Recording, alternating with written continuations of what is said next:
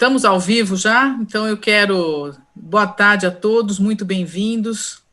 E esse é o nosso ciclo de palestras online do Prêmio da PagRP de Jornalismo Zé Hamilton Ribeiro.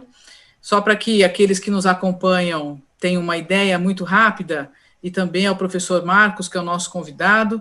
Quero dar boas-vindas também aos nossos conselheiros que aqui estão, que é o Francisco, o Luizinho, muito obrigada pela presença de todos vocês, e muito especial de todos os alunos que nos acompanham por aqui e também pelo YouTube. Nós estamos na 13ª edição do nosso Prêmio PagRP de Jornalismo, e um dos diferenciais desse prêmio é que nós promovemos anualmente um ciclo de palestras e visitas. Então, a gente acompanha os estudantes das nossas instituições de ensino parceiras, em visitas pelo Porto de Santos, em visitas na Bolsa em São Paulo, por empresas do setor sucroenergético, cooperativas, associações, e assim a gente vem fazendo ao longo aí, fizemos isso ao longo dos últimos 12 anos. Este ano, evidentemente, não foi possível a gente fazer isso presencialmente, então, para que a gente não tivesse uma interrupção total, nós mudamos o modelo, e assim como todos os outros setores, a gente vem se adaptando também, e nós desenvolvemos, então, esse ciclo de palestras aqui, online, para que a gente possa aproximar um pouco os estudantes de nossos grandes especialistas, que são referências do setor, que são fontes aí dos principais meios de comunicação, para que pudessem conversar um pouco com vocês. Então, eu quero primeiro agradecer muito a presença do Marcos Fava Neves, que é um grande companheiro de longa data, uma pessoa de muita referência no setor, e tem um grande trabalho, eu vou ler o currículo dele logo mais, mas quero deixá-los à vontade, as perguntas poderão ser feitas diretamente, mas eu vou pedir que durante a apresentação, todos mantenham seus microfones fechados, para que a gente não tenha interferências no áudio, e depois que possam também já aproveitar e já ir treinando, fazer essas perguntas diretamente ao Marcos Neves, que aqui está conosco. E, claro, que seja o mais conciso possível para que outras pessoas também tenham a oportunidade de questioná-lo e para que a gente torne isso o mais dinâmico possível. Nós marcamos um evento de aproximadamente 1 hora, né? E acredito que nesse tempo seja suficiente para que a gente possa cobrir alguns assuntos, não todos. O Marcos é uma grande enciclopédia, tem um conhecimento vastíssimo sobre o setor, mas nessa 1 hora, aproveitem bastante que a gente está diante aí de uma das mais ilustres figuras do agro brasileiro.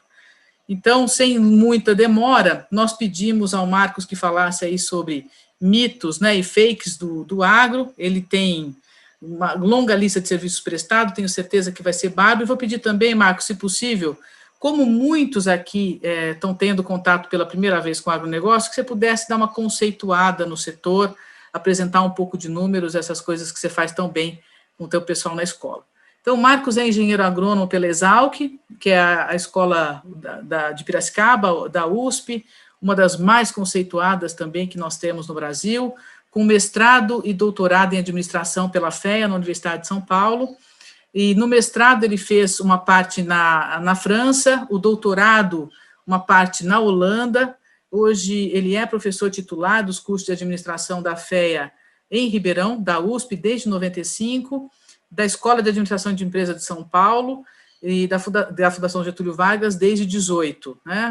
Esse é o mais recente, né, Marcos, diria.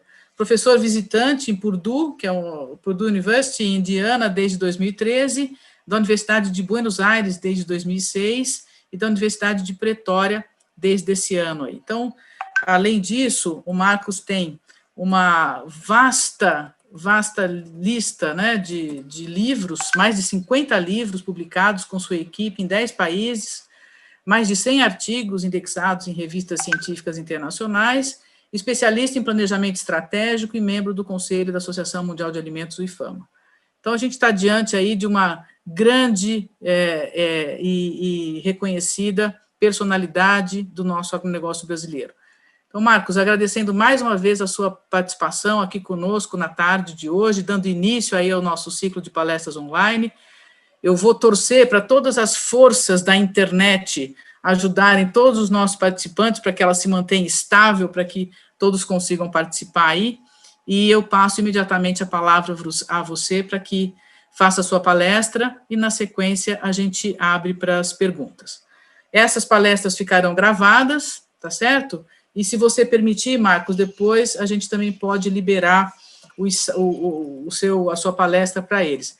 E lembrando aqui, só para que você tenha uma ideia, nós temos estudantes de jornalismo de Bauru, da Unisagrado, da FAAC, que é a Unesp, de São José do Rio Preto, da Unirp e da Faculdade Unilago, da PUC de Campinas, da Unimep de Piracicaba, da Unifran de Franca, da UNAERP, Estácio e Centro Universitário Barão de Mauá de Ribeirão Preto, da Faculdade das Américas, da Universidade de São Judas Tadeu, da Casper Libero, da FAAP, da Metodista, do Mackenzie, da FIAM-FAAM, da ECA USP e da Embi Morumbi de São Paulo. São esses os alunos que nos acompanham, essas são as faculdades que são nossas parceiras aí há 13 anos no nosso Prêmio ABHRP de Jornalismo, Zé Hamilton Ribeiro. Então, desculpe, me prolonguei um pouco nessa introdução, imediatamente eu passo a palavra para você. Muito obrigada, Marcos. Bom, boa noite, Mônica, boa noite, Valéria, Chiquinho, Luiz, todo mundo, conselho da ABAG, um privilégio estar conversando aqui com essa geração importantíssima, né, que vai levar a comunicação adequada para o público-alvo, e dizer do meu respeito em relação a esse programa que a ABAG Ribeirão Preto tem há tanto tempo, e que eu tenho o privilégio de participar praticamente desde o seu início, acompanhando quantos brilhantes jornalistas formaram e tiveram esse curso adicional com vocês. Então, o que eu preparei aqui, Mônica, para esse público-alvo, é uma apresentação que eu espero fazer aí ao redor de 30, 35 minutos, para ter amplo tempo para conversar com eles, seja na forma de perguntas orais ou se eles quiserem colocar as perguntas no bate-papo.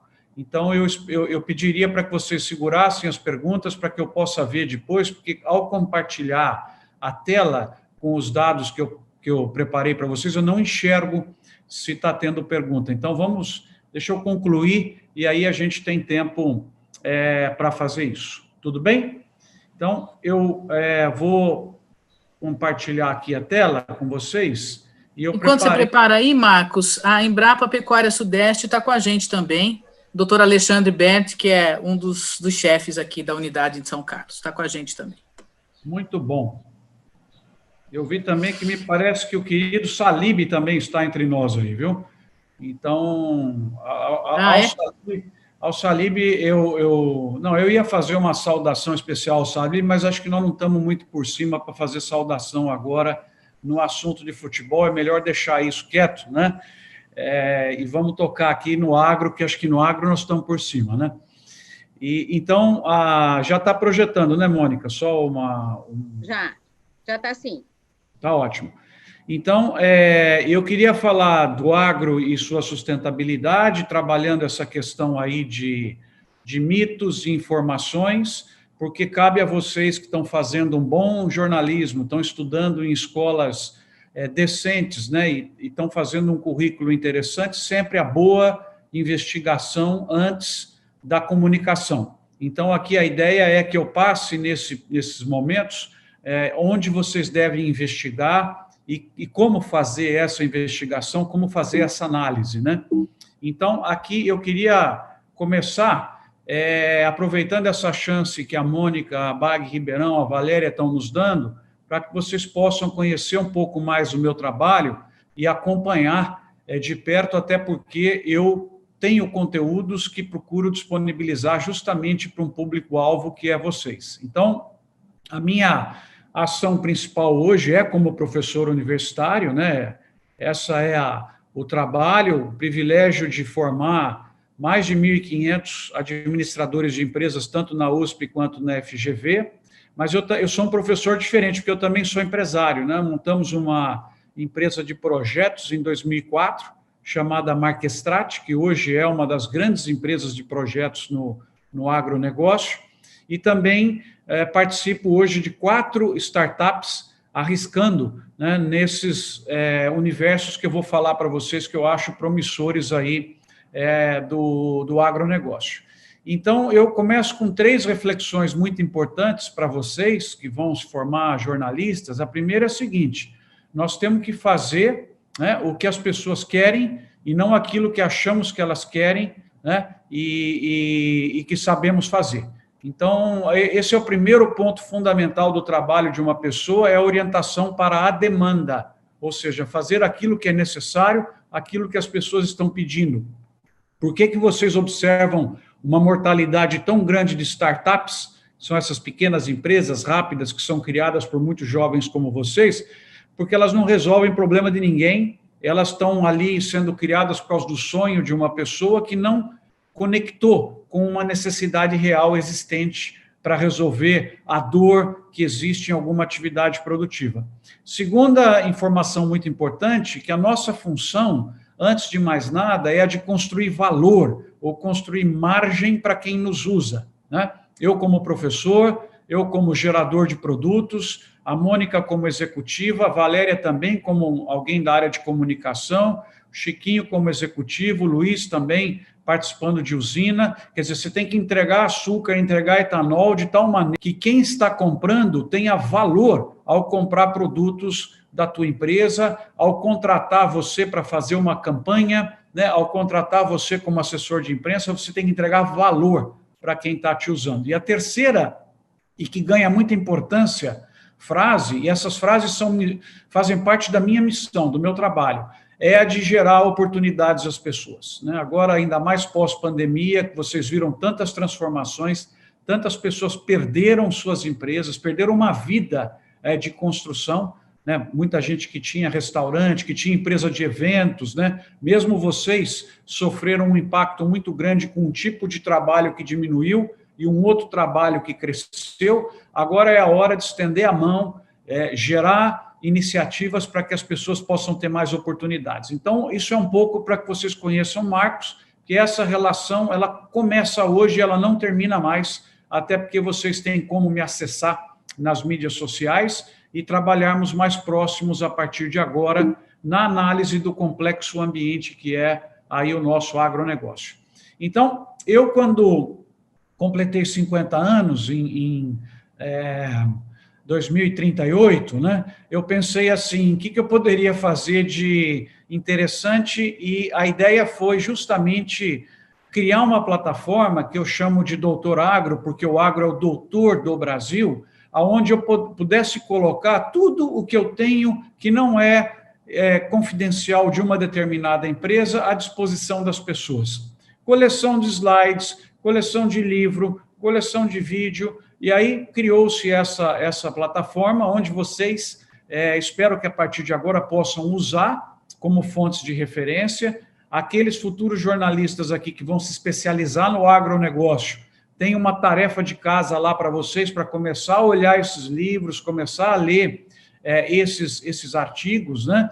O último artigo científico que foi colocado é um que publicamos agora há 15 dias, com a nova agenda estratégica do agronegócio, pós-pandemia. O que ficou importante? O que deixou de ser importante? 7 páginas. Então, aqueles aqui que querem se especializar no agro, considerem esse site como uma forma de informação. E aqui nessa série de análises e conjuntura, todo mês eu coloco uma análise mensal, onde listo os principais números do mês anterior e coloco os 5 pontos de preocupação do agronegócio para o mês que está começando. Então, usem à vontade, vocês também podem seguir no Instagram, a Doutor Agro, no LinkedIn, que é a rede que eu mais uso, que é profissional, né? E também, a última coisa que eu queria mostrar para vocês é esse canal no YouTube, onde tudo que eu vejo, vocês não sabem a tranquilidade que me dá. Eu faço uma viagem para a Suíça, por exemplo, e vejo uma coisa legal, eu filmo e deixo à disposição. Então, isso aí eu fico, na verdade, com a consciência tranquila, porque quem quiser está vendo as mesmas coisas interessantes que eu estou vendo. Então, são mais de 200 vídeos, debates, entrevistas, casos de empresas. Então, com isso, fechamos essa primeira parte, que é conhecendo mais o Marcos e vocês. A partir de agora, vocês podem estar juntos, podem estar acompanhando, Eu coloquei, o último vídeo colocado foi uma entrevista na sexta-feira para explicar o porquê da inflação de alimentos, que é algo completamente inesperado. Ninguém, em abril, maio, falava disso. A nossa preocupação era que o coronavírus ia reduzir, não é, o tamanho dos mercados por conta do desemprego, e, na verdade, aconteceu o contrário. Nós estamos com inflação de demanda, o que significa uma necessidade urgente de se plantar uma safra recorde em termos de área e, se Deus quiser e o clima ajudar, recorde em termos de produção também. Vamos falar um pouquinho disso mais à frente. Então, acompanhem, pessoal. Vocês têm aqui com o meu nome, tá? Vocês podem subscrever, e aí todo vídeo novo que sai, vocês recebem um alerta para acompanhar. Vamos falar agora do agro e do futuro, daí a gente fala de margens e sustentabilidade e fala da necessária mudança de pensamento que nós precisamos ter. Então, a Mônica pediu, e para alguns de vocês é o primeiro contato com o setor, então quem já leu, eu peço 5 minutos aí de intervalo, mas eu precisaria explicar para vocês o que são esses conceitos, tá? Então eu vou explicar através de perguntas que vocês só façam uma reflexão, não precisa responder. Agricultura e agronegócio, você sabe a diferença? É a mesma coisa, agricultura e agronegócio? Pensa um pouquinho. Qual que é maior? A agricultura ou o agronegócio que é maior? Agronegócio e cadeia agroindustrial é a mesma coisa? Ou sistema agroindustrial, que é um sinônimo de cadeia agroindustrial? Cadeia agroindustrial é maior que o agronegócio ou é menor que o agronegócio? Então, eu perguntei 3 coisas importantes para vocês: agricultura, agronegócio e cadeia agroindustrial ou sistema agroindustrial, que são a mesma coisa. Perguntei para vocês quem que é maior e se tem diferença, ou se isso tudo é a mesma coisa. Então, para responder isso para vocês, primeiro eu vou convidá-los a conhecer um setor muito importante da economia brasileira, que é aquele que desde 1970 o Brasil conquistou a liderança absoluta. Eu completo o ano que vem 30 anos como engenheiro agrônomo, pessoal. E, assim, sou muito feliz de ter vivido no Brasil desses 30 anos. Eu vi um país desrespeitado. Quando eu formei, estava tendo outro impeachment, né, que vocês ouviram falar, que o Brasil teve, uma bagunça total na economia. A inflação era de 1,5% ao dia. Vocês já sabem calcular a inflação, você imagina o que era isso. E nós não tínhamos relevância nenhuma no mercado internacional. Você viajava, e o primeiro congresso da Associação Mundial de Agronegócios que eu pude participar, para mim foi uma coisa incrível, né? Como a vida muda, né? Esperando, quando comprei a passagem, eu ficava contando os dias para fazer essa viagem, né? Hoje, quando a gente tem que fazer uma viagem, é até um aborrecimento, né? Como as coisas mudam.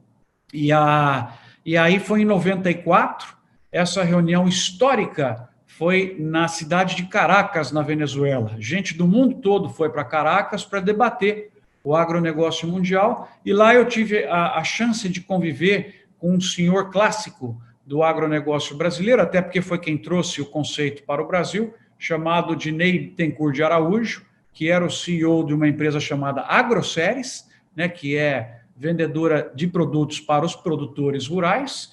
E lá tivemos inúmeras conversas e ficamos muito amigos, e depois, lamentavelmente, ele faleceu em 96, mas ele é quem trouxe o conceito de agronegócios para o Brasil, junto com o Ivan Vedequim e o Luiz Antônio Pinaza. É um livro que vocês podem ter acesso, de 1990, digitalizado, e que completa, coincidentemente, nesse ano, 30 anos. Né? Então, comecei a discutir as coisas e aprendi a entender um pouco o que acontecia no mundo. E daí, o que eu percebi, pessoal? Por que eu fico muito orgulhoso de contar desse setor para vocês? Eu fui vendo, ano a ano, o Brasil subir um degrauzinho no mercado mundial de agronegócios, até atingir hoje uma das posições mais relevantes que existem, e a caminho de ser o mais relevante do mundo. Só que, em 90, a laranja já era líder, né? O Brasil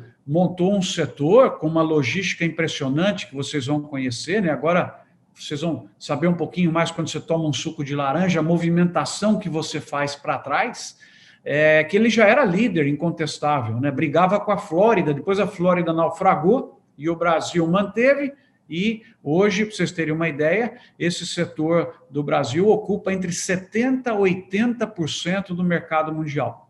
Não tem outro produto, pessoal, do Brasil que consegue ocupar do mercado mundial 70% a 80%. De cada 10 copos de suco de laranja que os europeus tomam, 9 vêm do Brasil. Olha o orgulho de você acompanhar aí um setor como esse. Então, aqui vocês têm o desenho desse negócio, como é que ele funciona, né? Desde lá da fazenda até chegar aqui na seleção das frutas, na industrialização, e essa é uma atividade muito interessante, porque praticamente 2/3, vamos colocar aqui uns 75% da laranja é processada para suco, 25% vai para o mercado interno, aí as pessoas chupam laranja, ou fazem suco em casa, ou cortam para pôr na feijoada, tem uma série de usos. Mas 3/4 da nossa laranja vai para suco, e dessa que vai para suco, 92%, mais ou menos, vai embora do Brasil. Quer dizer, ela é a cadeia também mais exportadora de todas que o Brasil tem. Praticamente tudo que ela faz vai embora para o mercado internacional, por isso que ela é muito suscetível a câmbio, ao que acontece lá fora. Então, ela é toda desenhada com uma logística impressionante, que vocês estão vendo aqui, que leva o produto para o mercado internacional. Então, a partir de agora, quando vocês olharem cruzando, eles não cruzam mais a Marginal, né? Eles cruzam o Rodoanel, mas se vocês olharem na Bandeirantes, na Anhanguera, na Washington Luiz, aqueles caminhões-tanque passando, escrito Citrosuco, Cutrale ou Dreyfus, né? Principalmente LDC, é suco passando. A cada 10 minutos passa um. Eles estão levando o suco para o Porto de Santos, do Guarujá. Ali, olha que interessante, esse produto vai para o exterior, em navios, e é consumido lá fora. Mas como é que funciona esse setor da laranja? Ele começa com mudas extremamente protegidas, é uma lei. Você tem que ter viveiro telado para poder produzir muda, para evitar ataque de pragas e de doenças. Essas mudas produzidas vão para o campo, são plantadas, né? E tem os pomares, que estão basicamente no estado de São Paulo, Triângulo Mineiro. A citricultura ocupa hoje, olha que atividade relevante, pessoal, a citricultura ocupa 400 mil hectares, são 400 mil campos de futebol, né? O Brasil tem 851 milhões de hectares, quer dizer, a citricultura praticamente nem arranha a área do Brasil, que são 400 mil, é menos de 1 milhão, de um país que tem 851 milhões, e com esses 400 mil hectares, vocês sabem quanto de dinheiro que a laranja traz para o Brasil todos os anos? 12 bilhões de reais. 12 bilhões de reais do japonês, que nesse momento não, porque está dormindo, né? Do europeu que ainda está acordado, está tomando um suco, ou do chinês que está acordando, está tomando um suco, está pagando e esse produto vem e entra aqui no Brasil. Então, outra coisa muito interessante, vocês sabem quanto de área preservada, ou seja, floresta, tem dentro das fazendas produtoras de laranja? 180 mil hectares. Então, para vocês guardarem esse número, tem 600 mil hectares nas fazendas de laranja, 400 mil ocupados com pés de laranja, praticamente 200 mil ocupados com florestas, né? Então, é uma atividade extremamente sustentável, porque de cada 2,5 hectares que ela usa, ela tem de floresta, isso dentro do estado de São Paulo. Você imagina o preço dessas áreas que são conservadas, né? Aí, então, a laranja vai para essas fábricas que vocês estão vendo aqui. Então, esse é o processo de industrialização dentro do agronegócio. Você, então, faz 2 tipos de suco. O suco que é o Natural One, que você vê lá, o pasteurizado, e o suco que é exportado, na sua maioria, que é naquele formato de lanjal, tanjal. Talvez você vai lembrar isso, que tinha no freezer, né? Que vai naquele formato de óleo. Você volta a colocar água e com isso você tira o volume exportado, você tira a água e volta a colocar água lá na Europa, no Japão, na Ásia. Então, vejam que bonito.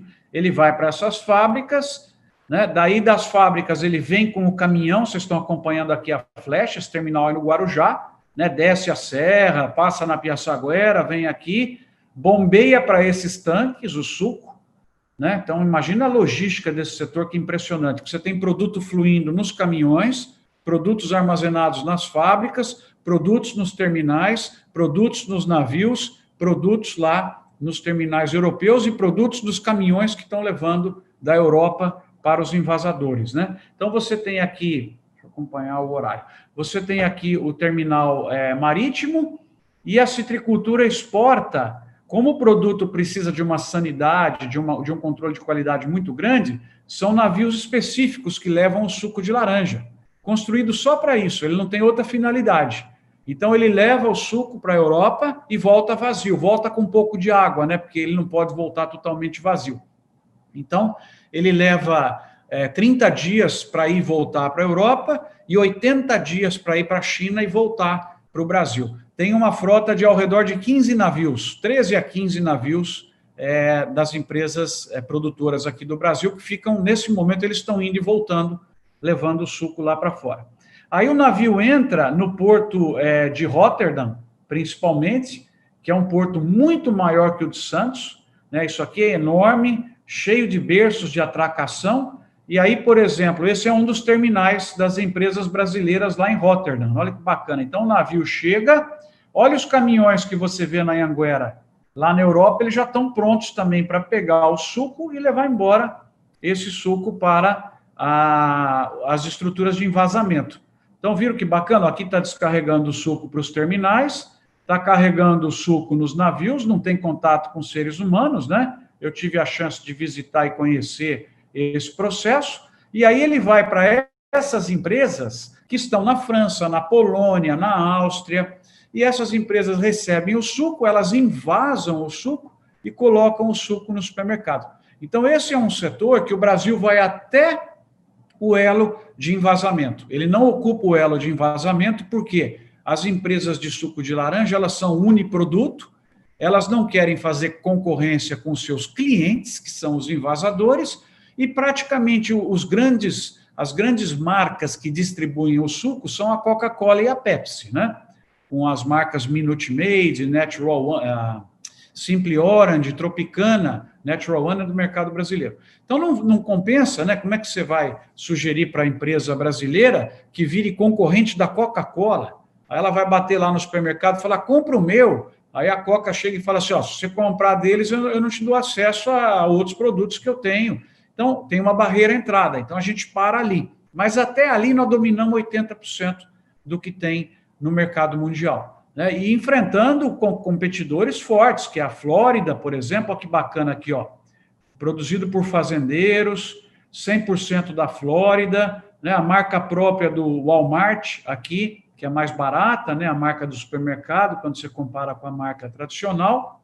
E aí, com isso, então, eu posso responder as perguntas que eu fiz lá para vocês lá na frente. Quem criou o conceito de agribusiness, que no Brasil é traduzido por agronegócio? Foi esse senhor aqui, junto com outro. O nome dele é Ray Goldberg, o outro é o John Davis. Né? Vocês encontram o livro original deles também lá no site, Doutor Agro, e eles trouxeram esse conceito de agronegócios, que aí eu preciso desse desenhinho aqui para explicar para vocês, né? Qual que é, então, as diferenças, ô Marcos, para a gente entender? Ó, primeira coisa, eu perguntei, agricultura e agronegócio, qual que é a diferença? É fácil explicar. A agricultura é o produtor rural, certo? É o dentro da fazenda, então é o pecuarista, é o produtor de fruta, de cebola, de soja, de milho, de fumo, de algodão, de madeira, de borracha, né? Esse é o produtor rural. Antes do produtor rural, ele precisa comprar muda, defensivo, fertilizante, semente, papapá. Então, isso a gente chama do antes da fazenda ou antes da porteira.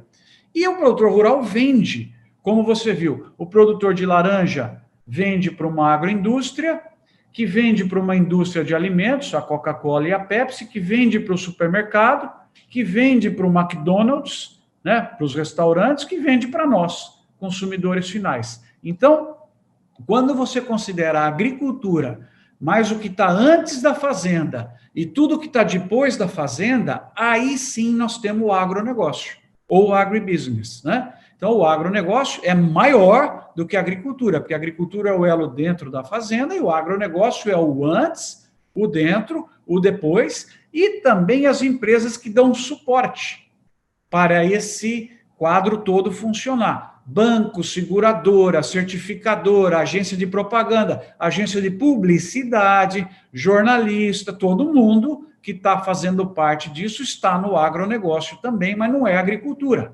Então, vocês entenderam bem. E aí falta só explicar o outro. O que é cadeia agroindustrial ou sistema agroindustrial? É maior ou menor que o agronegócio? É menor. Uma cadeia agroindustrial, vocês nunca mais vão esquecer, é a que eu acabei de mostrar para vocês. Quando nós estamos falando de cadeia ou sistema, nós estamos falando do fluxo de um produto, certo? Então, o correto não é falar o agronegócio do café, o correto é falar a cadeia do café, a cadeia da carne bovina, a cadeia do papel e celulose, a cadeia do algodão, né, a cadeia do fumo. E a soma de todas as cadeias dá o agronegócio, certo? Então, o agronegócio é a somatória de todas as cadeias ou sistemas agroindustriais de produtos. Então, quando eu estiver falando de cadeia ou sistema, eu tenho que emendar com o produto. Não posso falar a cadeia do agro, não, é a cadeia do café. E o agronegócio de São Paulo, o agronegócio do Brasil. Então, vocês já estão craques aí nos três conceitos principais que nós temos que guardar, que é a agricultura, dentro da fazenda, o agronegócio, o antes da fazenda, a agricultura, o pós-fazenda, o prestador de serviço, todo mundo, e aí o agronegócio é composto de diversos sistemas ou cadeias, quando a gente fala de produtos específicos. Guardaram bem? O agronegócio sofre impacto do macroambiente, por exemplo, ambiente político regulatório. Agora o Brasil acabou de abrir, de estender a permissão para os Estados Unidos entrarem com etanol aqui no Brasil sem tarifa. Isso é uma medida político-regulatória, tá? O ambiente econômico, taxa de câmbio, ambiente natural, seca, doença, praga, ambiente sociocultural, consumidor que quer orgânico, que quer respeito ao ambiente, tecnológico, né? Geneticamente modificados, big data, internet, digitalização. Então, tudo isso é coisa que está acontecendo, que a gente chama de variáveis macroambientais, ou variáveis incontroláveis. Nenhuma empresa tem controle sobre o que acontece nessa nuvem que fica jogando raio em cima das cadeias agroindustriais, em cima do agronegócio. Por exemplo, esse ano tinha uma pandemia. A pandemia foi um choque incontrolável que trouxe um monte de oportunidades, um monte de ameaças, muita gente quebrou, muita gente saiu ganhando. Então, você vê, a pandemia aumentou as vendas de ovos no Brasil, aumentou as vendas de arroz, aumentou vendas de feijão, detonou o mercado de flores. Está vendo como dentro do próprio agro você tem ganhadores e perdedores. Se você, por exemplo, olha que bacana isso, se você entender bem, autorizando a entrada de etanol americano no Brasil, você tem impacto, gente que perde e gente que ganha. Tá? Por exemplo, quem importa etanol e vende, ganha. O consumidor também ganha, porque vai controlar uma eventual subida de preço na entre-safra. A usina de cana perde. Mas aí o governo brasileiro está tentando negociar uma contrapartida para a gente ter acesso ao açúcar americano, porque eles bloqueiam a entrada de produtos do Brasil. Mas aí é o seguinte, entra etanol e vende açúcar, mas não é todo mundo que ganha. Por exemplo, quem produz etanol de milho no Brasil não vai ter chance de vender açúcar. O etanol americano, ele entra principalmente no Nordeste, atrapalhando o mercado do Nordeste. E se quem exportar açúcar for as usinas do Centro-Sul? Também se desequilibrou quem ganha e quem perde. Então, é muito complexa a questão de política pública aí no agronegócio. Então, gente, espero que vocês tenham entendido. Vamos ver alguns números para a gente fechar e abrir para perguntas, né? Nós tivemos, por que eu falei para vocês do meu orgulho muito grande, né, de trabalhar no agro? Olha o que aconteceu no Brasil Aqui em verde vocês têm a produtividade, em verde claro vocês têm a produção, né, de grãos, e as barrinhas é a área usada pela agricultura no Brasil. Vejam vocês como a gente teve um incremento pequeno de área e um incremento enorme de produção por conta dos ganhos de produtividade. Então, isso a gente viu, passamos por uma revolução nos últimos 20, 30 anos, graças à Embrapa, graças ao sistema de pesquisa estadual e outros que contribuíram com variedades, com domesticação de solos, pesquisas do Dr. Alisson Paulinelli, né, que é um craque que o Brasil tem, Dr. Roberto Rodrigues, um monte de gente que contribuiu nesse período, né, para que você pudesse produzir mais usando menos, que é o que todo mundo quer, né, uma área muito importante. Aí, para provar para vocês a minha alegria com a agricultura brasileira, olha só, pessoal, quanto que a gente vendia de soja para o mundo em 99? 3,7 bilhões. Olha o ano passado, 32 bilhões. Esse ano é capaz de encostar em 36, 37 bilhões de dólares. Para passar para reais, você multiplica por 5,3. Olha só nas carnes o que aconteceu com o Brasil. Exportava 2 bi, foi para 16 bi. Produtos florestais, né? Entre eles a madeira, papel e celulose, de 3 bi para 13 bi. Cereais, aqui está o milho, de 65 para 8. Né? Cana também de 2. O ano passado foi ruim, porque, lembra, a gente tomou uma decisão de fazer mais etanol e menos açúcar, saímos do mercado mundial de açúcar e aumentamos as vendas de etanol no mercado interno. Então, já está acontecendo isso já há uns 2 ou 3 anos, o volume exportado diminuiu, mas esse ano vai arrebentar, porque nós estamos fazendo açúcar, nem fica pronto, o chinês pega, o africano pega, está indo embora do Brasil, uma coisa impressionante. E aqui você vê para quem que a gente vende, ó, China, de 320 milhões, pulou para 32, 33 bilhões, esse ano capaz de chegar em 40 bilhões de dólares, o que o chinês compra do Brasil. Muito importante olhar também os outros mercados, ó, Emirados Árabes, Tailândia, Egito, Arábia Saudita, Vietnã, que não compravam nada e passaram a comprar do Brasil 1,5 bi, 2 bilhões de dólares. Essa é uma história tão bacana, pessoal. Enquanto vocês vão olhando esse quadro, eu vou fazer uma perguntinha para vocês. Aqui que Bangladesh, já ouviram falar de Bangladesh? Vocês, jornalistas que estão me ouvindo, você acha que Bangladesh é importante para nós? Bangladesh deve ser uma miséria, lá, uma pobreza, né? Pois bem, Bangladesh, em 2020, aumentou as importações de produtos do agronegócio, de alimentos brasileiros, em 1 bilhão e 500 milhões de reais. Não é que importou 1 bilhão e 500, importou a mais em relação ao ano passado. Então, me encanta ver como que o mundo emergente cada vez mais está comprando do Brasil, e nós, por que para falar desse setor você tem que ter muito respeito para falar da agricultura, do agronegócio, porque olha só, essa aqui é a porcentagem de produção do mundo que vem do Brasil, né? Então, aqui vocês têm milho, 10% do mundo, algodão, 10% do mundo, soja já está em 40%, né? 40% do mundo, óleo de soja 15%, laranja 36%, suco de laranja 65% do que o mundo produz é do Brasil, café 30% e assim por diante. O quadro de baixo é diferente. Então, o quadro de cima é em relação à produção total, quanto que o Brasil produz. O quadro de baixo a gente ganha importância porque é em relação ao comércio total, quanto que vem do Brasil. Entenderam a diferença? Então, é o share, a participação nas exportações. Aí vai embora, né? Ó, praticamente, olha só, gente, guardem esses números. 1/4 do milho vendido no mundo é do Brasil, né? 15% do algodão e morro acima é do Brasil. Metade da soja. Soja é bomba atômica. É proteína pura, é alimento que o gado precisa, que o ser humano precisa, que os animais precisam para via ração, é proteína. 50% do comércio mundial de soja o Brasil domina. Como eu falei para vocês, quase 80% do mercado de suco. 1/3 do café. Agora o açúcar vai bater em 50%. Né?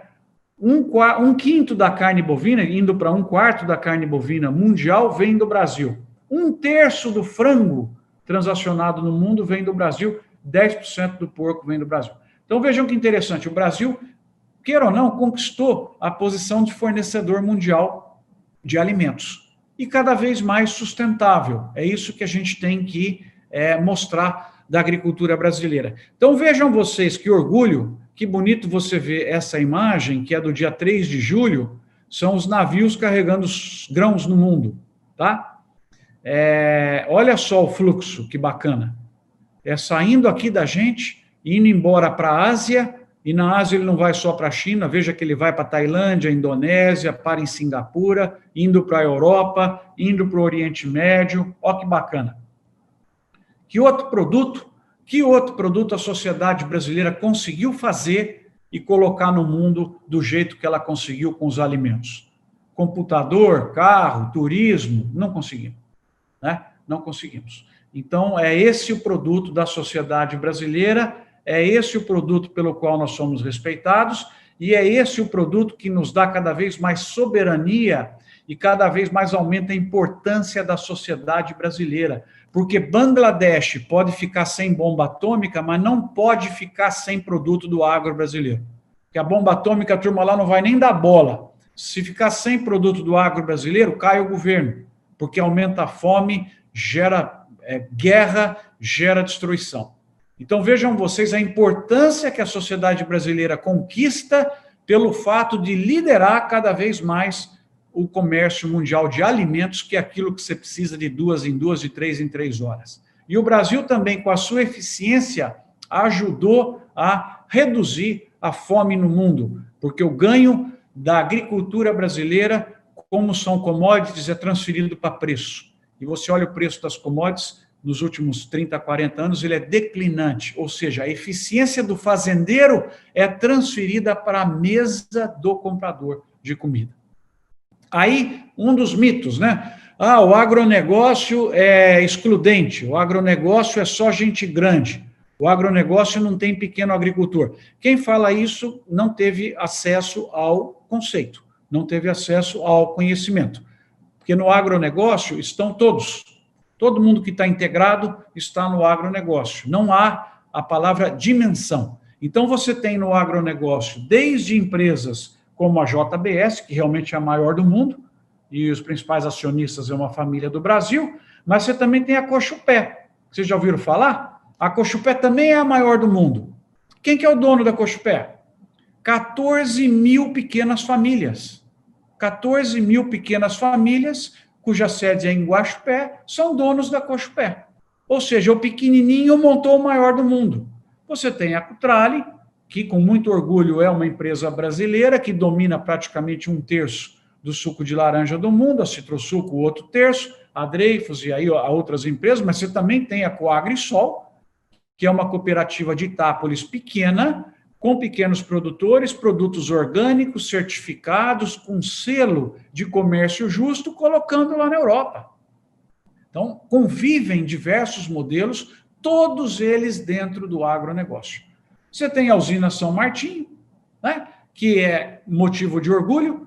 Nós fomos, em janeiro, foi minha última viagem, apresentar São Martinho no Congresso dos Executivos Americanos de Agronegócio. Queriam saber como é que a São Martinho aumentou o lucro líquido de 11% para 18% em 9 anos. Gestão, cana por metro quadrado, digitalização, controle na unha de custo. E fomos também apresentar em outubro, lá em Purdue, o caso da Granja Mantiqueira, que você provavelmente já consumiu os ovos, né? A maior empresa do Brasil, 10ª maior do mundo, empresa fundada pelo Leandro Pinto. Vale a pena vocês depois assistirem uma palestra dele no YouTube, Leandro Pinto, na Endeavor, muito divertido, um cara quebrado, que montou hoje a 10ª empresa do mundo, e foi lá com a gente contar o caso da Mantiqueira numa das 5 principais universidades do mundo, que é a Universidade de Purdue.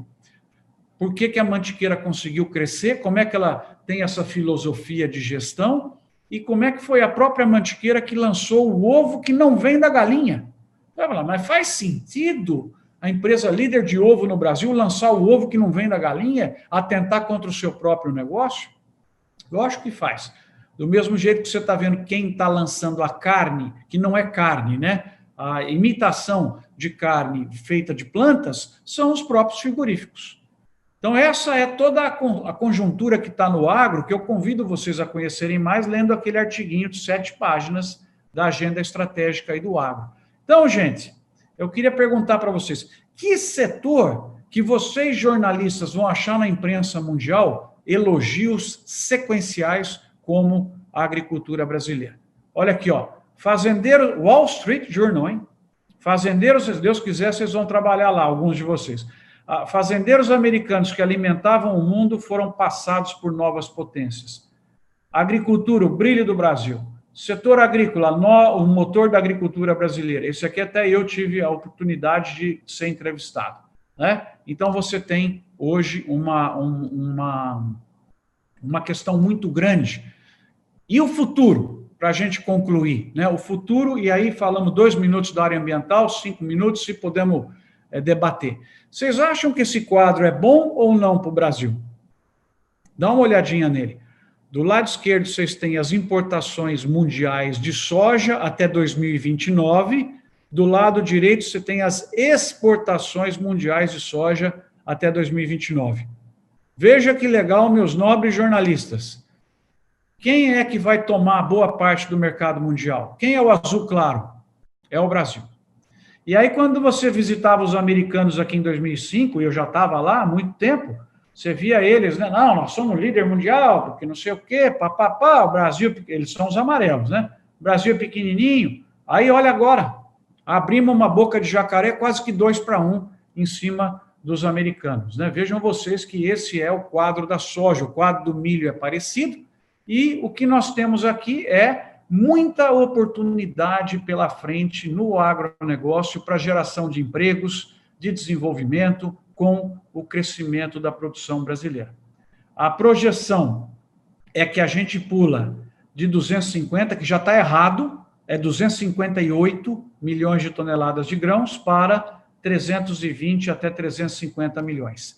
Movimentando esse grão todo no Brasil, vocês acham que empresas vão ter interesse em concessão de trem? Vão ter interesse em porto no Brasil? Vão ter interesse em melhorar hidrovias? Lógico, isso aí já está acontecendo, né? E a área pula dos atuais 66 milhões de hectares para algo entre 76 a 90 milhões de hectares. Aí vocês falam assim, pô, Marcos, a gente está preocupado com isso, né? Esse aumento de área que você está falando vai devastar muito? Não, não vai. Porque com 90 milhões de hectares sendo usados para grãos, isso representa 10% da área do Brasil. Só 10%. 90% da área do Brasil não será usado pelas lavouras. Lógico, você tem um pouco mais que vai ser usado pela pecuária, mas o Brasil não precisa usar tudo isso. Então, o futuro nosso é ser fornecedor mundial sustentável de alimentos, bioenergia e outros agroprodutos. Marcos, não entendi. O que é agroproduto? Olha, a camisa que você está usando, né?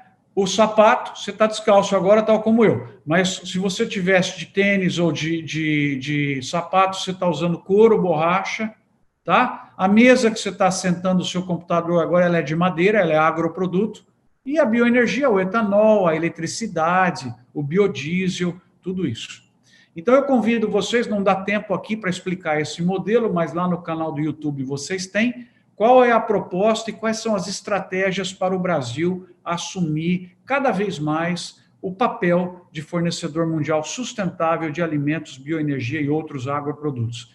É pela liderança em custo, educação, genética, digitalização, infraestrutura, transporte, armazenagem, diferenciação, marketing, contar a história do produtor, e aí vocês têm um trabalho sensacional, né? Porque vocês vão fazer a busca, a mineração dessas informações. Boas práticas, sustentabilidade, né? Inclusão, tudo isso, e ação coletiva. associações, cooperativas, né? Alianças estratégicas. Você pegar esse quadro todo aí, é o quadro da estratégia para o Brasil cada vez mais assumir a posição de fornecedor mundial de alimentos. Isso tudo tem que ser feito com sustentabilidade. O que é sustentabilidade? Tem outro filminho de 10 minutos lá no site para vocês assistirem, onde eu explico com muita calma esse triângulo. Mas eu queria dizer para vocês que sustentabilidade não é só floresta, não é só meio ambiente. Sustentabilidade é um tripé, onde entra pessoa, sim. Na Amazônia tem 25 milhões de pessoas. Sustentabilidade também é cuidar delas. Planeta, árvore, meio ambiente e lucro, economia, sustentabilidade econômica. Então, quando você fala de sustentabilidade, você tem que entender que é o planeta, as pessoas e a atividade econômica, porque não sustenta esses daí sem a integração, a interligação entre eles. E aí a gente conclui dizendo o seguinte: o nosso desafio principal hoje no Brasil é trabalhar a questão da sustentabilidade e é reverter um dano à nossa imagem que vem sendo causado principalmente na área ambiental. Na área ambiental, nós temos aí, talvez hoje, o problema número 1, que o Brasil precisa atacar, e essa agenda é comum, todo mundo aqui concorda, que é o desmatamento ilegal, não o desmatamento legal, né? Porque você tem um código florestal que autoriza a você suprimir áreas para produzir, mas o desmatamento ilegal precisa vir a zero, precisa ser combatido, tá? E por que ele precisa ser combatido? Primeiro, para a gente preservar a nossa imagem, que vem sendo estragada hoje, porque esse assunto reverbera vezes 10, para a gente aproveitar um mercado que eu recomendo vocês estudarem muito também, que são os títulos verdes. Mercado verde tem bilhões de dólares no mundo para entrarem na área de sustentabilidade. Por exemplo, a Apple declarou que a partir de 2025 ela quer ser carbono neutro, carbono zero. Não tem como a Apple ser carbono zero. Os equipamentos que ela faz com as fábricas, não tem como. Ela vai precisar comprar sequestro de carbono de quem está sequestrando, para ela se neutralizar. E aí entra o Brasil. Entra o cara que tem lá 50% da fazenda dele ainda preservada com mata, ele pode levar isso para 20%, mas ele vende a preservação dos 30% através de pagamento de serviços ambientais. Certo? E aí nós temos que tomar muito cuidado, porque além, pessoal, e eu estou concluindo agora, além do objetivo número 1, que é reduzir ou eliminar o desmatamento ilegal, nós temos um outro objetivo, que é reduzir ou eliminar o dano à imagem do Brasil, hoje causada por brasileiros e por gente fora do Brasil. Do mesmo jeito que nós temos que combater o desmatamento, nós temos que combater quem detona a nossa imagem, como essa infeliz atividade feita por um site apócrifo chamado Defund Bolsonaro, que misturou política com meio ambiente. Você quer estragar o debate do meio ambiente, é colocar política no meio. Não pode. Meio ambiente é objetivo de todo mundo. Preservação é objetivo de todo mundo. Não importa se a pessoa tem uma visão mais socialista, mais capitalista, enfim, é objetivo de todos, preservar o planeta. Se você põe política no meio, já não anda. Então, isso aqui é desrespeitoso, né? Você pegar uma senhora e colocar uma imagem como essa, né? Então, aqui você tem brasileiros por trás dessa iniciativa que merecem a nossa crítica, porque estão colocando em risco o emprego no Brasil. Quando alguém, de forma muito ingênua, sugere que lá fora façam um boicote a produtos do Brasil, por causa de 1 ou 2% das pessoas aqui no Brasil que estão fazendo atitudes ilegais, você coloca em risco o emprego da pessoa que trabalha lá em Chapecó, na Aurora, que patrocina o Chapecoense, que não tem nada a ver com a Amazônia, você coloca em risco o emprego dessas pessoas, por gestos irresponsáveis. Então, se eu poderia deixar uma mensagem para vocês aqui, cuidado para não entrarem em causas irresponsáveis, como a gente vê hoje muita coisa acontecer. Eu tenho uma palestra sobre isso, porque tudo que sai eu guardo. O nego fez bobagem, eu guardo. Executivo brasileiro que falou coisa errada, tudo eu tenho guardadinho na área de comunicação. Então, eu queria dar esse recado para vocês e terminar dizendo que vocês têm que ter muito orgulho do Brasil na questão ambiental. Porque a questão ambiental, como vocês viram, não é apenas a questão da floresta, e vocês têm que ter orgulho porque o Brasil é o país que tem 47% de energia renovável na matriz energética. Sabe quanto é na Europa? 10%. 10% da energia que os europeus usam vem de fontes renováveis, os outros 90% fontes poluentes, certo? E fica apontando o dedo aqui para o Brasil. Porcentagem de uso de biocombustível na matriz de combustíveis. O Brasil tem a mais alta do mundo, graças ao etanol de cana e de milho e graças ao biodiesel, certo? Nós não vamos ver em vida os nossos críticos internacionais chegarem perto do nível que o Brasil tem hoje. Outro indicador que não gostam de discutir muito, emissões por pessoa no planeta. Se olha o número do Brasil, é quase traço. O Brasil está lá embaixo, em emissões por habitante por ano. Mas esse número não se quer discutir. Aí outra, vem aqui para esse dedinho da mão, porcentagem de cobertura do território preservado. O Brasil tem 66% do seu território preservado e todo esse crescimento que a agricultura vai ter não precisa avançar em cima dessa área. Vai ver quanto de território preservado tem nos outros países que concorrem com o Brasil na venda de alimentos, né? Código florestal, eles têm? Código florestal? Também não tem. E aí o quinto e último dedinho são as inovações e as tecnologias. Coisas lindas para vocês estudarem, pessoal. Integração lavoura, pecuária, floresta. Integração cana, etanol de milho, proteína animal, que teve até uma live ontem sobre esse assunto, um evento muito bacana. Agricultura regenerativa.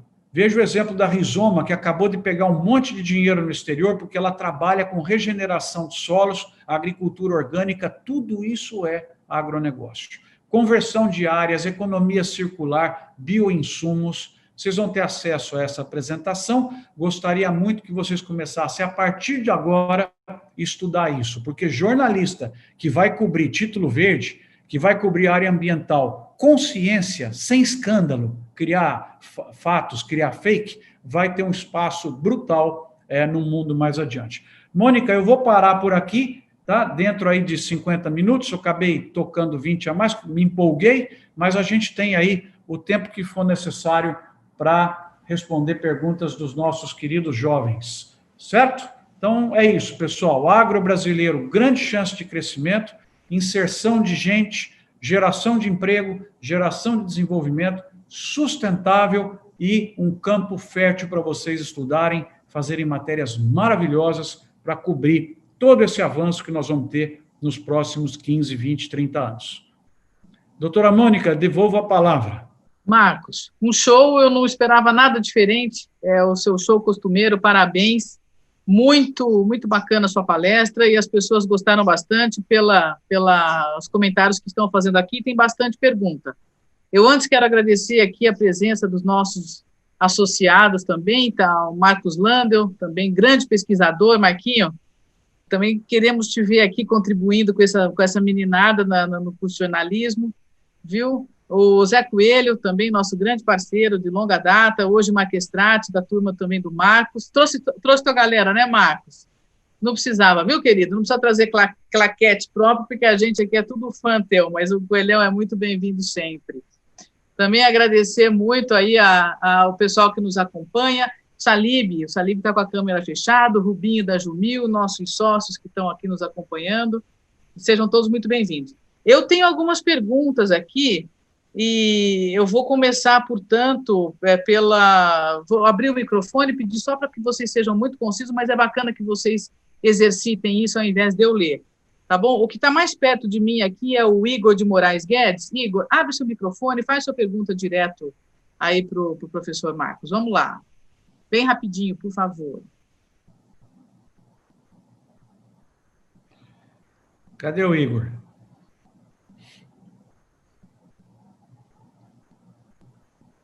Tá aí o Igor? Tem o Igor aqui, mas é o nosso Igor Savenhago, grande homem da mídia, né? Mas não Esse é o Igor... grande homem também, né? Fala, sabe tudo também. Esse é fera. O Igor apareceu, senão eu faço a pergunta dele aqui, ou da Beatriz. Beatriz Moreno, vamos para você. Vai, vamos ver se as meninas estão mais espertas que os meninos, hein? Vai começar a guerra dos sexos aqui também. Beatriz, você está por aí? Abre seu microfone, por favor. Sim, abri aqui. Eu quero cumprimentar o Rossato também, que nos acompanha desde o Canadá, viu? O presidente da Coplana está no Canadá, mas está com a gente aqui também. Obrigada, Ross. Vamos lá, Bea, palavra tua. A minha pergunta é referente à dependência da China em relação ao Brasil, considerando que eles têm território suficiente para ter uma produção nacional própria, né? E como surgiu essa dependência, enfim, da China e asiática no geral? Legal, Beatriz, a pergunta é muito pertinente porque é lá que estão os principais mercados para nós, não apenas nesse ano, mas nos próximos anos, né? E, na verdade, o que acontece? Lá tem muita gente, não tem área suficiente, principalmente para as atividades de proteína, e porque o território chinês, uma parte dele é inútil para a agricultura, né? Eles estão concentrados na parte leste, e na parte leste também estão as áreas de urbanização. Então, se você viaja lá, você vê que condomínios de casas, de prédios, vão sendo feitos em áreas agrícolas. Então, não tem como a China produzir as coisas que ela precisa. Na soja, a dependência dela é brutal, vai chegar a 110 milhões de toneladas por ano, daqui a alguns anos. E também eles resolveram comer carne bovina, gostaram, não tem como fazer gado lá, é atividade que gera um conteúdo de esterco, e eles lembram que eles têm solos complexos, água bastante contaminada, vive muita gente numa área que não é suficiente. E também vale essa explicação para a Indonésia, para outros lugares que são muito populosos e são conjuntos de ilhas com poucas áreas disponíveis. Então, esses países vão se tornar cada vez mais importantes compradores do Brasil. A China, você está vendo na soja e na carne bovina, a Indonésia no açúcar. A Indonésia é o maior importador mundial de açúcar e há 10 anos atrás não falávamos da Indonésia. Então, a Ásia é morro abaixo nas necessidades de comprar produtos e o Brasil é o principal fornecedor. Tem um gráfico muito legal da OCDE que mostra isso, né? O Brasil morro acima e eles morro abaixo, então praticamente a troca mundial de comida daqui 10 anos sai das Américas e vai em direção à Ásia e África, por incrível que possa parecer.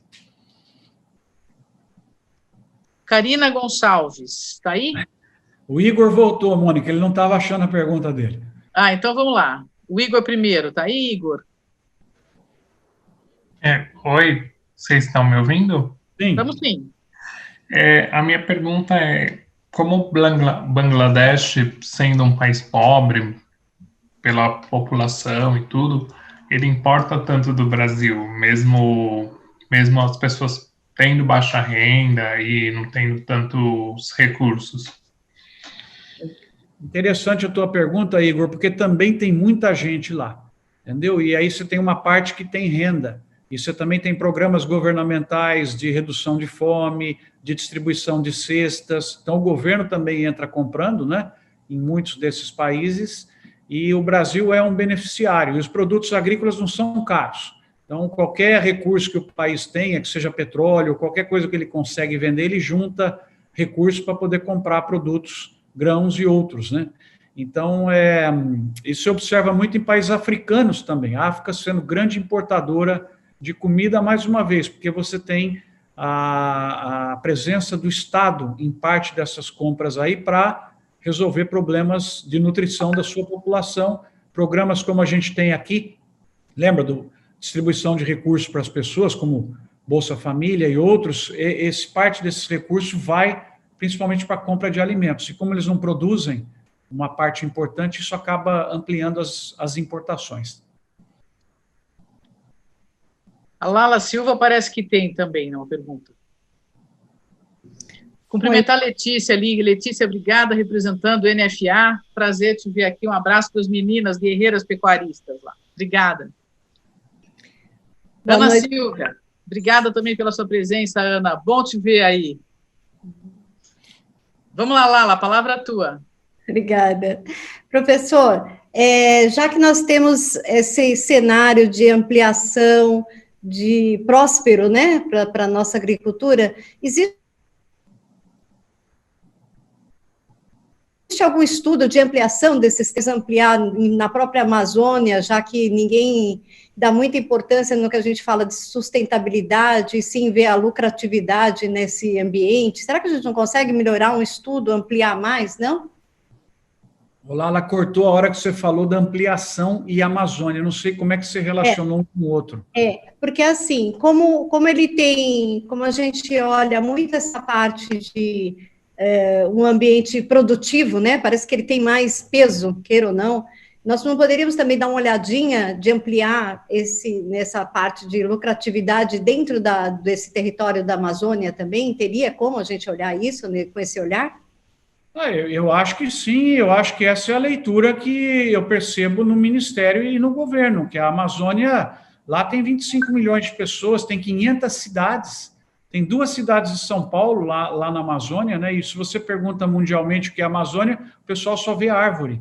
Então, o grande desafio na Amazônia é você ter geração de riqueza com preservação ambiental. Isso não significa desmatamento zero. Por que a gente que mora na Amazônia não pode ter acesso a etanol? Tem que pagar R$ 4, R$ 5 por litro.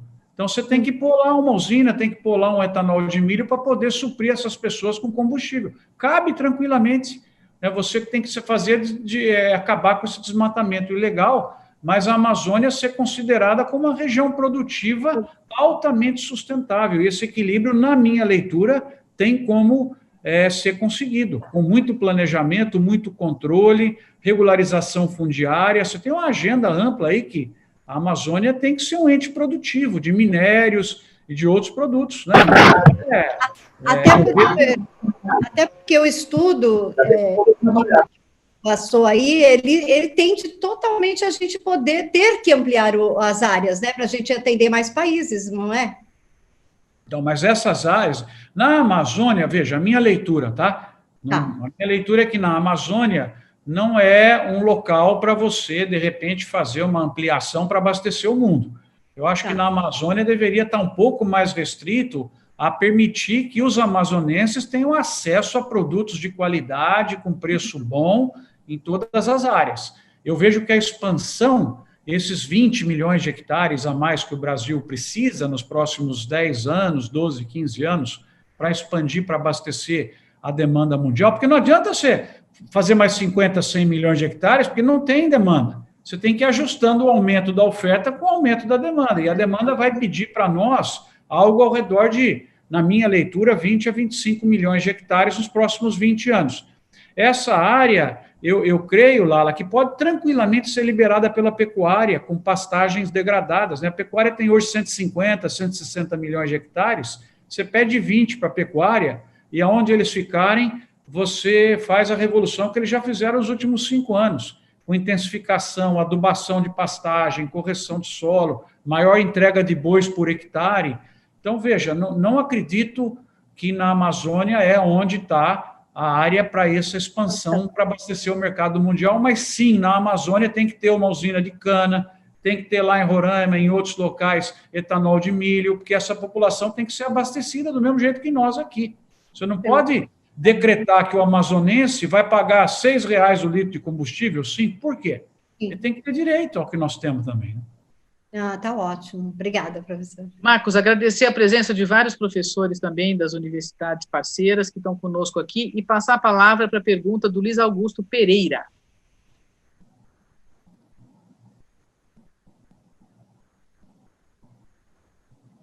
Pode se preparar depois o Zé Carlos de Souza, que também vai fazer a pergunta na sequência, tá? Tem uma da Laís, que ela está reclamando que a gente não respondeu aqui, viu? Então vamos chegar lá. Você tem que empoderar as mulheres, Mônica. Vamos fazer o seguinte, 2 perguntas para mulher, 1 para homem. Eu, por favor, peço isso aí. As mulheres já não estão precisando disso não, Marcão, já... Agora nós vamos dominar demais, se for assim. Não, para mim já está dominado, você não precisa falar para mim, tá, Mônica? Isso aí eu já... É verdade, é verdade. É uma evidência. Até a cachorra é menina aí, né, Marcos? 3, as 3. Vamos lá. Salib, um grande prazer, Salib, da UDOP. Obrigada, querido. Passaporte carimbado, viu? Posso perguntar, Mônica? Vai lá, Zé Carlos. Boa noite, né, a todos. Parabéns, professor Marcos. José Carlos, do Instituto Federal Goiano, Campus Iporá. Gostaria que o senhor falasse um pouco em relação à geração de riqueza que o setor sucroenergético proporciona a algumas regiões, pegando como exemplo a cidade de Quirinópolis, aqui em Goiás, que nós temos um case muito bacana de 2 usinas que desenvolveram muito aquela região. Legal. Mônica, temos mais 1 hora ou não para falar de cana? Vou ter que a gente não pode adiantar muito, né? Nós vamos fechar no máximo em mais uns 15 minutos, tá ok, gente? Pedir a bênção para o Coelho, para o Salib, para o Marcos Lander, para o Rossato aqui. Se abrir um debate de cana, nós vamos até meia-noite aqui. Eu agradeço muito a tua pergunta, Zé Carlos. Eu sou um grande admirador da cana, porque eu falo fora do Brasil de biocombustível praticamente desde que eu me formei, e falar do etanol de cana lá fora é muito fácil, né? O etanol de cana está para os combustíveis renováveis, como a Ayrton Senna para o automobilismo. É muito tranquilo falar dele, e aí você explora um dos pontos que é pouco explorado quando a gente fala do etanol, que é a capacidade dele de promoção do desenvolvimento regional. Normalmente a gente fala de exportação, de como que é feito, né, da questão de sequestro de carbono, da comparação dele com a gasolina e tal, e aí você traz um exemplo que eu tive condições de estudar bastante, que é incrível quando você plota uma usina numa região, como ela consegue conviver com as outras culturas e como ela agrega valor no desenvolvimento das pessoas, né? Eu vou só dar um número aí, que eu estudei. Quirinópolis recebeu 2 usinas em 2005, antes das 2 usinas, em Quirinópolis, sabe quantas empresas tinha? 800 empresas. Depois das 2 usinas, a cidade de Quirinópolis tinha 3.300 empresas. Então, vejam só, academia, hotel, escritório de advocacia, sorveteria, tudo que surgiu a partir da geração de renda que você levou pela agroindustrialização. Então, assim, as pessoas que criticam, falta a elas conhecerem um pouco dos números e um pouco dos exemplos, porque eu estou te dando só um. Eu fiz o mesmo estudo em Uberaba, nós olhamos a situação de Carapó, Mato Grosso do Sul. Quer dizer, a agroindustrialização, a verticalização, pega Chapecó, Petrolina. Se você visita as agrocidades do Brasil, você fica 2 anos sem ir, quando o avião está chegando, você fala, mas acho que é outra, né? Impressionante. Rio Verde, aqui em Goiás. Rio Verde hoje, não precisa nem falar, né? Compara com 20 anos de hoje, não tem comparação. Então, é o nosso caminho, é a agroindustrialização, aquela agenda que sempre aparece a pergunta, tentar cada vez mais verticalizar as atividades, levar a indústria, processar, integrar economia circular e conseguir gerar os postos de trabalho naquela região. Porque uma hora que você gerou emprego, quer dizer, pega lá Rio Verde, que você citou, pega a usina, né? A usina chegou em Quirinópolis ou a BRF se instalou em Rio Verde. Quantos empregados ela tem? Aí mede a massa salarial que ela paga mensalmente para esses empregados, que é um indicador que eu sempre vou medir. Onde que é gasto essa massa salarial? Só para o pessoal de Rio Verde entender. É no shopping, é nas lojas, é no posto de combustível, é no tijolo, entendeu? Então, o salário que a BRF paga, a boa parte dele é na movimentação do comércio e da atividade industrial de Rio Verde. Então, se você tirar a BRF de lá, Rio Verde afunda. Como afundou, e aí o Salib sabe, o Coelho sabe, né, o Marcos Lander, você pega a economia de pequenas cidades do estado de São Paulo, onde tinha usina que fechou. Veja o que aconteceu com essas cidades, né? Ela fechou a usina, sumiu 200 empregos, ali o aluguel cai, a coisa toda desaba, porque você fechou aquela luz que iluminava a geração de empregos, né? Marcos, rapidíssimo, eu prometi mais 15 minutinhos só, vamos lá.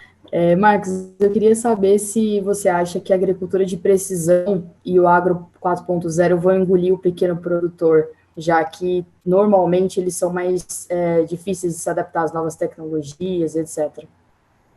Ô, Laís, essa tua pergunta ela é extremamente relevante e ela é uma grande ameaça ao pequeno produtor que tiver mentalidade pequena, tá? Porque se ele tiver mentalidade grande, ele vai se associar em modelos tal como o que o Rossato está aqui preside, associações cooperativas, né? E eu te falo, a área que mais cresce da Cooper Citrus, que é uma das cooperativas do estado de São Paulo, se chama Campo Digital.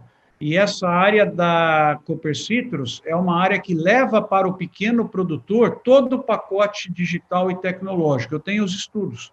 Então, o produtor de café que tem 8 hectares, que tem 5 hectares, extremamente pequeno, ele tem todo o pacote digital oferecido pela cooperativa dele. Então, eu acho isso a melhor coisa, porque é Uber, né? Você não precisa comprar drone, depois você vai aprender a pilotar esse drone, e o drone vai ficar obsoleto.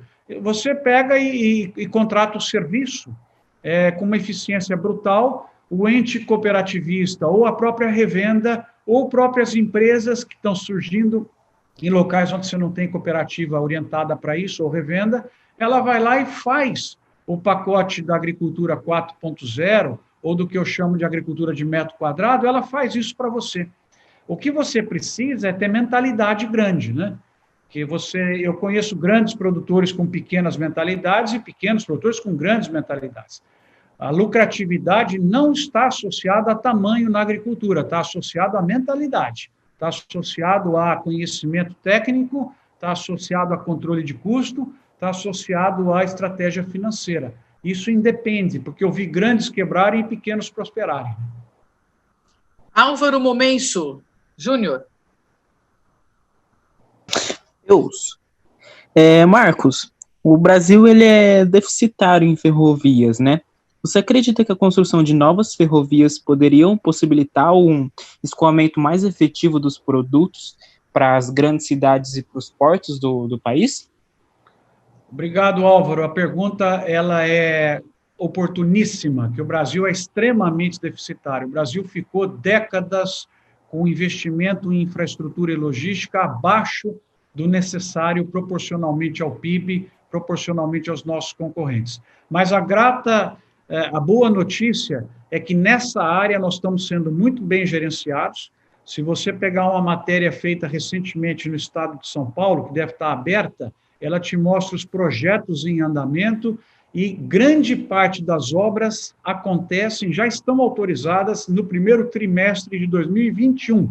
Então, isso permite dizer que o Brasil, que hoje tem 15% da sua carga sendo transportada por ferrovia, vai chegar em 2025 com 31% da sua carga. Então, veja que interessante, Álvaro, nós estamos correndo atrás, nós largamos dos boxes, mas estamos indo em alta velocidade na questão de infraestrutura. Se Deus quiser, daqui 5 anos, a gente tira isso do assunto da agenda, porque ele deixou de ser um ponto fraquíssimo do Brasil para pelo menos ser um ponto neutro do nosso agronegócio, para que em 10 anos ser uma fortaleza da nossa agricultura. Nós estamos envolvidos com o desenvolvimento de um porto lá em Alcântara, totalmente privado, com 8 berços, e acompanhando os projetos e os investimentos que o grão, a partir de uma determinada latitude, vai sair pelo norte do Brasil, e ele está muito mais perto dos mercados consumidores. Então, nessa área, graças a Deus, o Brasil está caminhando bem.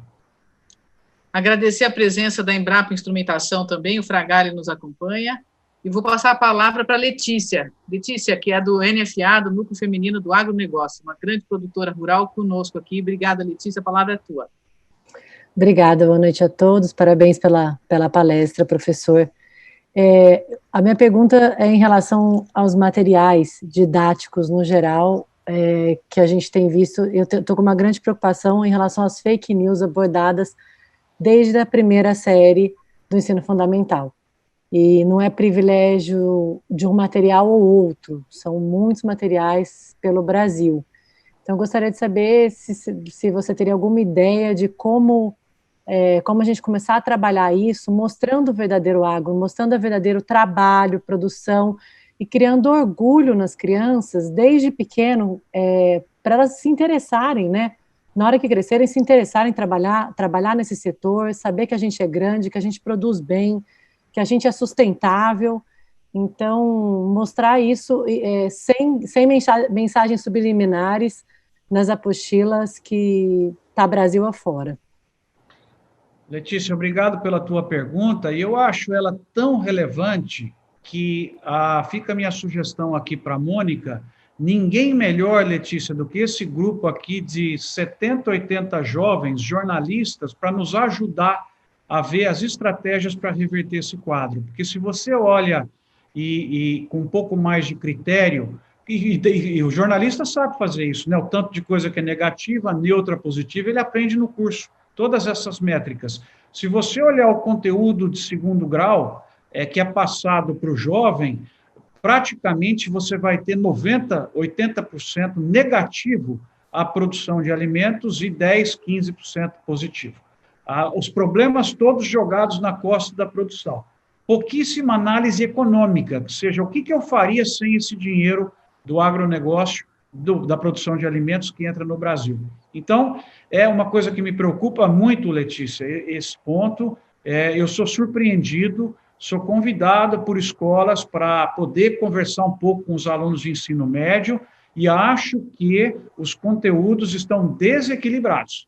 Ele deve conhecer, sim, são trabalhos relevantes que muitas organizações não governamentais fazem, mas elas não são a fonte de informação sobre a área econômica. Você precisa ter também outras fontes para trazer, pelo menos, uma neutralidade.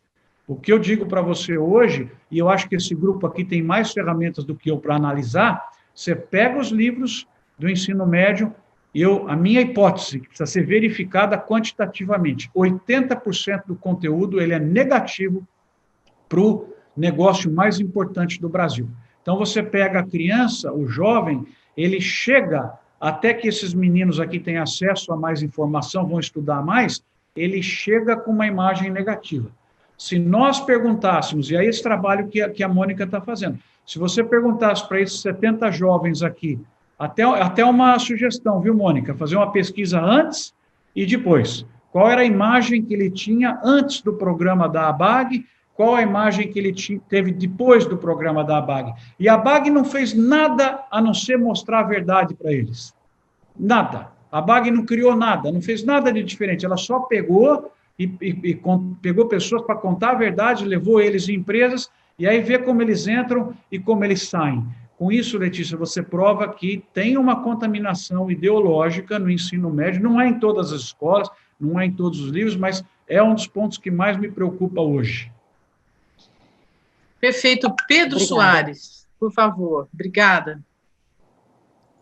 Oi, escutando? Sim? Sim. Oi, Mônica, como é que vai? Tudo bem? Tudo bom, Pedro? Como é que está? Tudo bem. Há quanto tempo?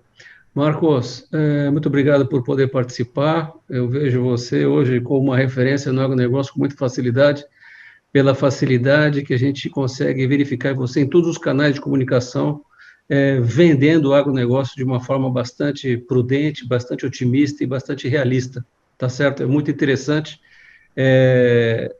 verificar como você tem uma facilidade muito grande de vender o agronegócio brasileiro.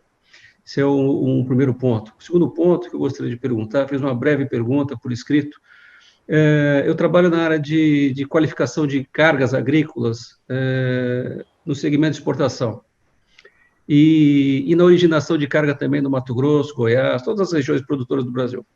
E os contratos da ANEC, eles determinam que os importadores, eles pleiteiam por teores de proteína, tá certo? No contrato de compra e venda de soja brasileira. No entanto, você verifica que os produtores rurais, eles não são remunerados pelo teor de proteína, e sim pela quantidade. Se nós fizermos uma breve analogia no segmento sucrocoleiro, há 30 anos atrás, aconteceu a mesma coisa, tá certo? Era paga por peso, e atualmente, hoje, é pago por ATR, mais uma combinação de critérios, onde você paga pela qualidade da carga produzida, do produto produzido na fazenda. Então, analisando ou comparando soja e cana-de-açúcar, você verifica algum potencial hoje no mercado brasileiro ou mundial para a remuneração dos produtores pelo teor de proteína e não mais por peso? Eu acho que a resposta é sim. Talvez o que precisaria ser investigado é se o exame desse teor é algo que inviabiliza, né? Se não for caro, eu não vejo o porquê você trabalhar cada vez mais pela qualidade, porque, na verdade, o que te interessa é a proteína, e quanto mais proteína você carregar em menos peso, melhor vai ser para toda a equação de carbono. Então, eu não entendo por que não é pago dessa maneira, alguma justificativa deve ter.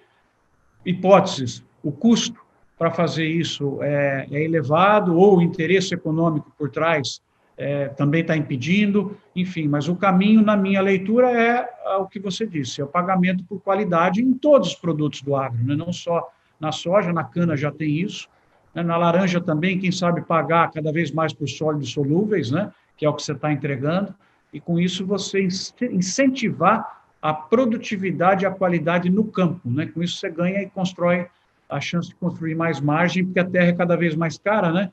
Tem que tirar cada vez mais coisa daquela terra que você está usando. Né? Perfeito. Pessoal, nós já passamos meia hora do horário que eu tinha combinado, do jeton pago ao Marcos, né, Marcos? A gente já está com meia hora a mais do que a gente tinha combinado, e eu preciso, de fato, encerrar, tá certo? Mas eu vou pedir antes para que todos abram as suas câmeras para que a gente possa fazer um print da tela. E se tiver mais alguma pergunta, vou pedir para vocês nos endereçarem, eu encaminho para o Marcos. Pode ser, Marcos? Pode. Não sei se você quer, ou se algum estudante ainda tem mais alguma pergunta, que esse evento é direcionado para vocês. Tem mais alguma pergunta de vocês que vocês queiram? Vocês não vão conseguir dormir direito se não fizerem? Aí eu passo para o Marcos, senão eu vou encaminhar para o fim, senão a gente fica aqui, é uma delícia, é pura cachaça, é paixão pura, a gente falar de agro, a gente fica aqui faixa até amanhã, né, Marcos? Bem cedinho. Então, se todos puderem abrir a câmera, por favor, para a gente printar. Pois não, Marcos? Antes do seu encerramento. É só dizer para eles que está lá a plataforma Doutor Agro, que é tudo aberto, público, o canal do YouTube, e eu sou extremamente acessível para via LinkedIn, Instagram, eles seguirem, né? Quanto mais próximo a gente tiver deles, mais fundamental vai ser, porque eles são os nossos investigadores daqui a uns anos, né, Mônica? São eles que vão levantar os casos, levantar as notícias, e, se Deus quiser, veicular isso com propriedade de quem fez um bom curso de jornalismo. Não procurar gerar escândalo, não procurar gerar fake news e gerar a notícia com propriedade. É isso que a gente espera deles, né? Como é a minha função como professor também. Esse é o nosso objetivo com esse prêmio que a gente já realiza aqui desde há 13 edições, né? Nós estamos no 13º ano agora. E aí, Mônica, só para concluir, sem política, sem ideologia, o Brasil está muito separado, gente. O agro é geração de renda. Vamos fazer isso todo mundo junto, sem misturar as coisas, sabe? Está cansativo hoje essa tentativa. Aliás, assistam esse filme, né? Nós vamos começar a entender o porquê mais da polarização. Esse filme que foi lançado semana passada, recomendo a vocês, jornalistas, está na Netflix, O Dilema das Redes.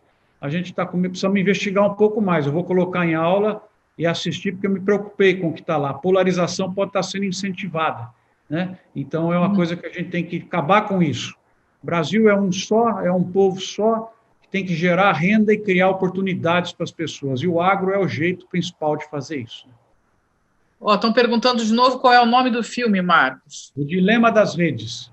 O Dilema das Redes. Bem, pessoal, Marcos, você quer concluir? Quer fazer mais algum comentário antes que eu faça o encerramento? Eu vou só dizer ao Salib que é melhor a gente não tocar no assunto futebol nessa live, mas ainda esse ano dá para a gente tocar no assunto, tá, Salib? Vamos esperar que haja uma reversão aí do quadro caótico em que nós nos encontramos. Mas, mais uma vez, é um privilégio estar com tanta gente legal aqui e quem sabe se deixamos alguma sementinha aí nesses jovens, Mônica, construímos, criar um pouquinho de valor para eles. Eu estou extremamente satisfeito. Minha vida é trabalhar com eles, né? Então que eles cada vez estejam mais próximos da gente, porque aqui tem verdade, tem equilíbrio e tem vontade de gerar inclusão para as pessoas, né? Oportunidades às pessoas. Marcos, em nome da ABAG, do Conselho, dos associados, quero agradecer a sua palestra, a sua disponibilidade. Nós somos testemunha da sua brilhante luta em defesa do setor. Você coloca ali que é um advogado, é um grande advogado, tá em todas as paradas, não pula de nenhuma briga, é um negócio impressionante, uma produtividade inacreditável. Esse menino, 6 da manhã, já está trabalhando, já está mandando coisa, e 6 da tarde ele está com o seu copinho de uísque, um bom vinho, um queijinho aberto, fazendo um churrasco, que ele também compartilha com a gente e deixa a gente aqui cheio de... Olha, está lá, está vazio hoje. Mas agradecer muitíssimo a presença de todos os alunos, a presença dos professores, dos nossos associados, conselheiros, convidados, dizer que começamos com chave de ouro, né? Ou com o pé direito, com chave de ouro. A gente vai ser... Serão 5 dias, e serão 5 dias aí, eu não tenho nenhuma dúvida, pelos craques que nós convidamos e que aceitaram, né? Nós temos aí Christian Lobauer, Marcos Bianchi, Evaristo, Roberto Rodrigues, Rossato, que nos assiste, Caio Carvalho. Nós temos um timaço aí de primeira grandeza nesses próximos dias, mais 2 essa semana, amanhã e depois, e também na terça e quarta da semana que vem. Sintam-se super convidados, participem conosco, foi um grande prazer, muito obrigada pela presença, pela participação, pelas perguntas. O Marcos é super acessível, se alguém encontrar alguma dificuldade, encaminha para a gente faz chegar até ele, alguém da equipe dele, para que vocês não fiquem nunca sem as respostas. E, mais uma vez, Marcos, obrigada, saúde a todos, se cuidem, e tomara que a gente possa aglomerar o quanto antes para dar um abraço grande de agradecer e dividir algum bom produto do agro juntos aí, né, que pode ser aqueles que vocês escolherem, sempre produzidos aí com maestria pelos nossos heróis do campo, que desses frutos da pesquisa dessas grandes figuras que nos acompanham aqui também, viu, Marcão? E na sua pessoa eu cumprimento todos os pesquisadores, todos os cooperativistas, na pessoinha do Big Ross aí, e é um prazer muito grande. Agradeço também a minha equipe, muito obrigada pela tarde de hoje, foi uma delícia estar com vocês, um dia muito diferente dos habituais, aí, de muita alegria, de muita participação. Então, uma boa noite a todos, fiquem com Deus, se cuidem, e a gente se vê amanhã com toda certeza. Um grande abraço para vocês e muito obrigada.